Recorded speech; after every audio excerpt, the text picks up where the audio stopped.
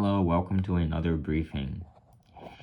In this briefing, I'm going to talk about the heat wave the Bay Area has been experiencing for the last few days, which has resulted in the hottest temperatures of the year for many coastal and bayside locations that had not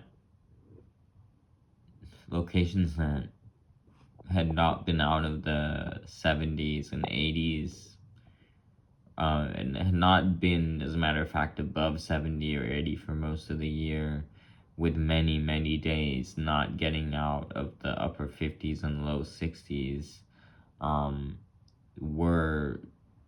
did end up hitting 90 degrees, some of those locations. And I'll do another video of a more specific briefing on the heat wave. But nonetheless, it's been very hot all the way to the coast. And I wanted to start out here by showing you just the roller coaster of temperatures we've had at my place in the last 6 days. So let's start out with Friday afternoon, September 27th. We had upper 90s. We actually had a high of 96 on this day. It was 95.9 at 2 p.m.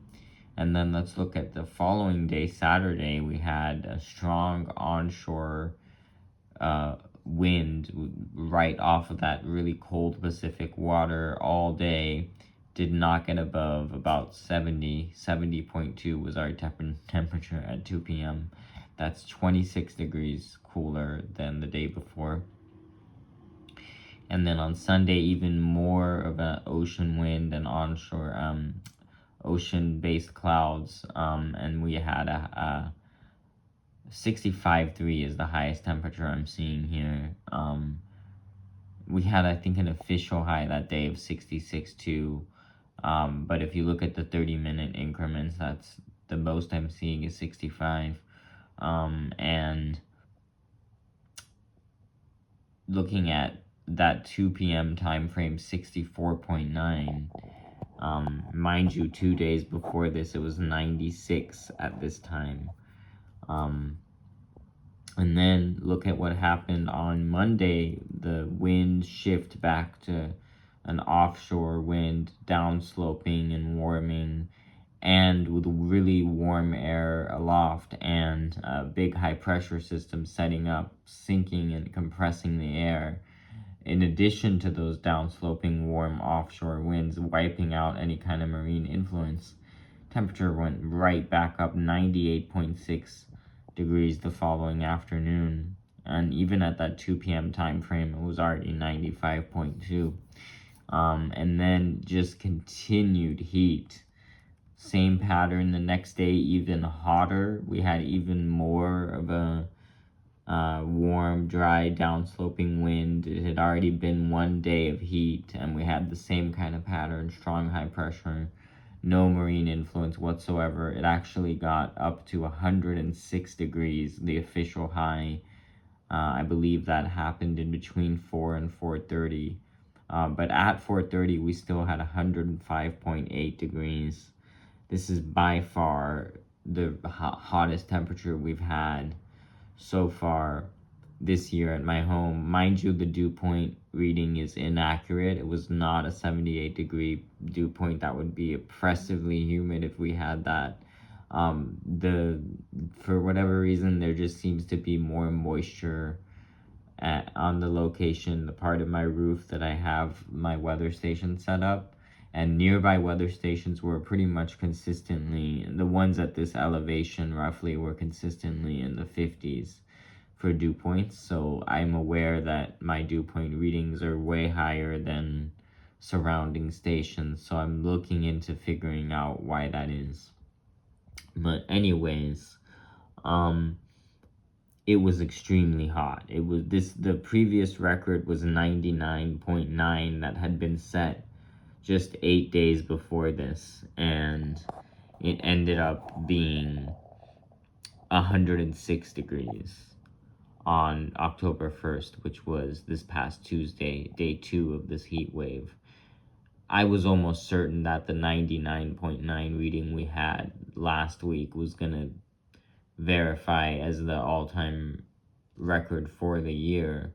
I did not think we would get higher than that, but sure enough, we did with 106 on Tuesday, and then we did once again, not as much, but still, we hit 100 degrees on Wednesday. I believe that was in between 1 and 1:30. But then, as you see, we had down to 98 again at 1:30. Still very hot.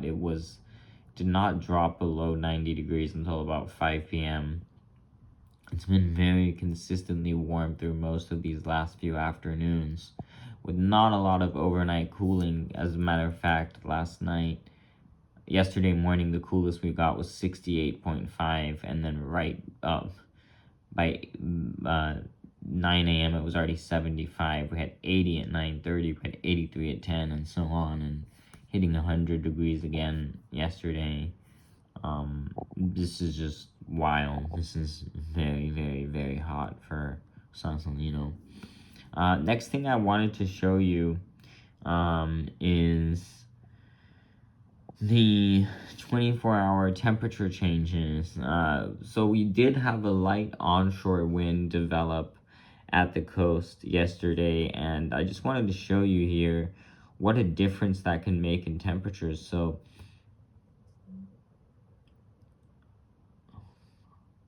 if you take, okay.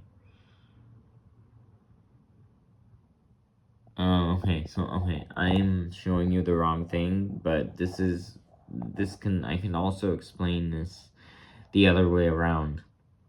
So this is just part of the roller coaster of temperatures. So if you see here, Monday, the 30th at 1 p.m. at the Ocean Beach station here, 63 degrees. We still had quite a bit of onshore wind. Tuesday, 1 p.m., that onshore wind was completely gone. We had a warm, dry offshore wind moving down the mountains, in addition to high pressure aloft compressing the air.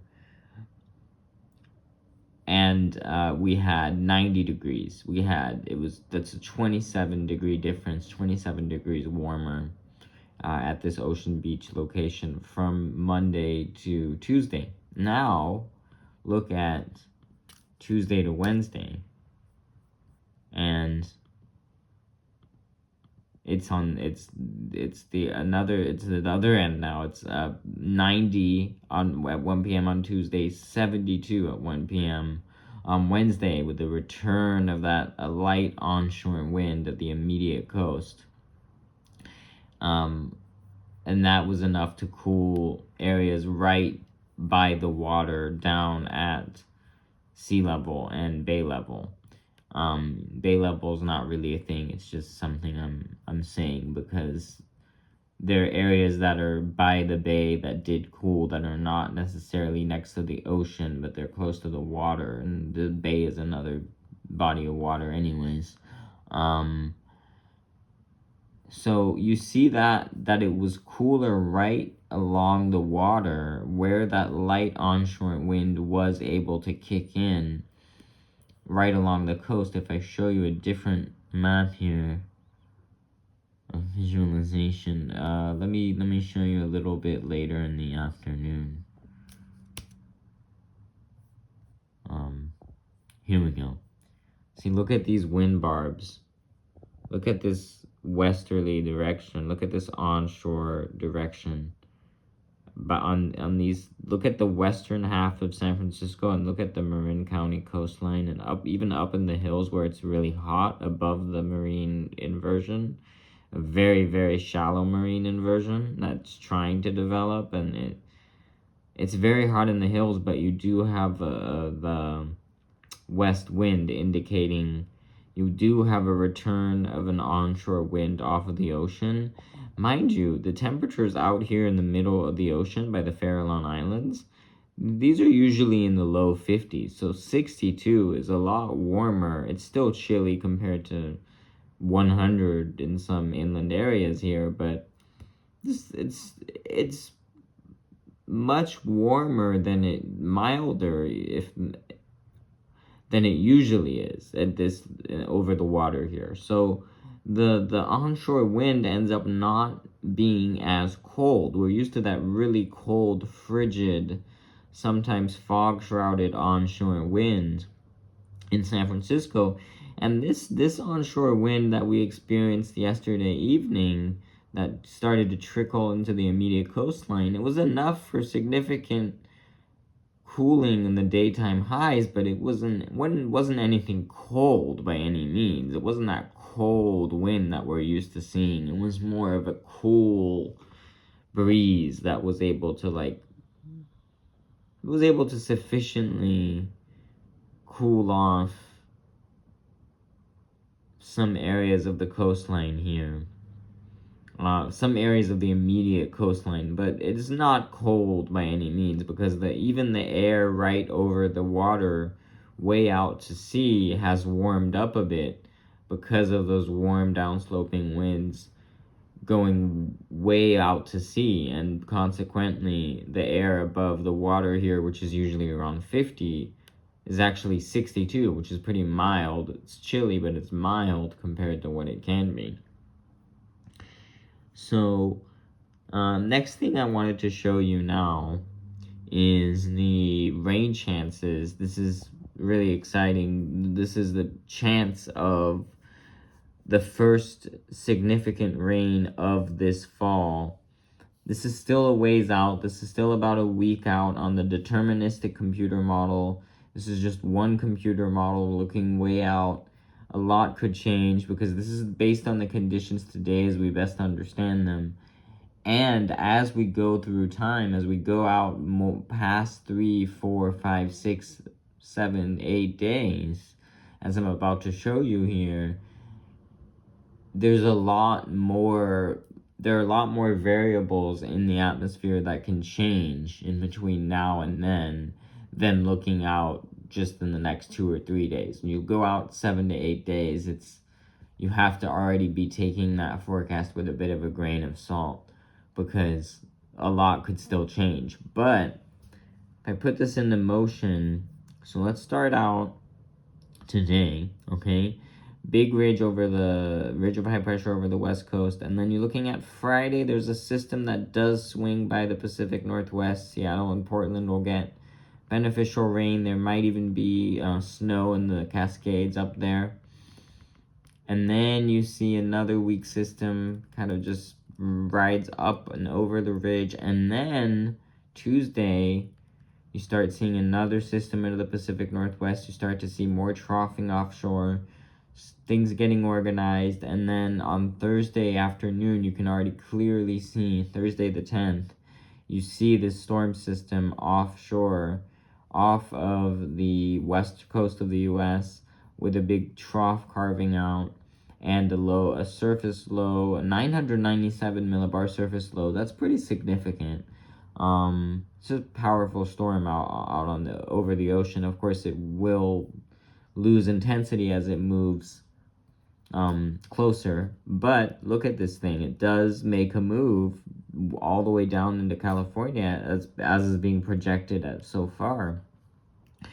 Looking at Friday afternoon here, we could get some rain into the Bay Area. Look at that. That's rain in the Bay Area. That's some snow up in the Sierra on Saturday morning.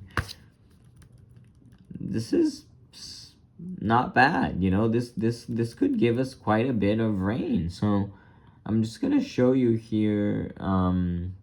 Let's look at total precipitation forecast per the GFS for, let's look at Central California as we can.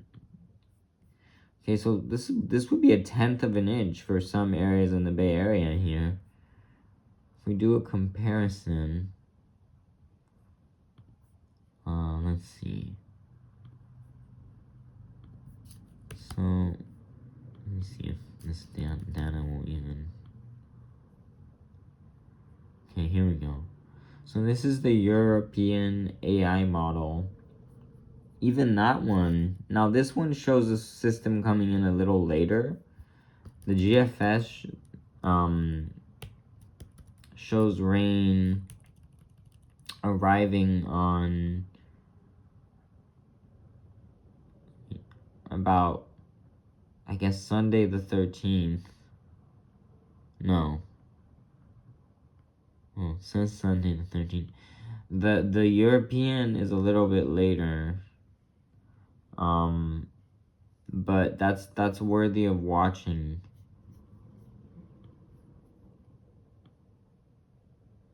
Yeah, as early as Friday afternoon, actually, we get rain on the GFS. And the European is a little bit later, but let me just show you that. So in the European here, we don't get significant rain until maybe the 17th, but see, there's still plenty of model disagreement. It's still early to tell, but that's just a little teaser for now. Anyways, thank you for watching this video. I hope you enjoyed it, and I hope you were able to get something out of it, and I'll see you next time.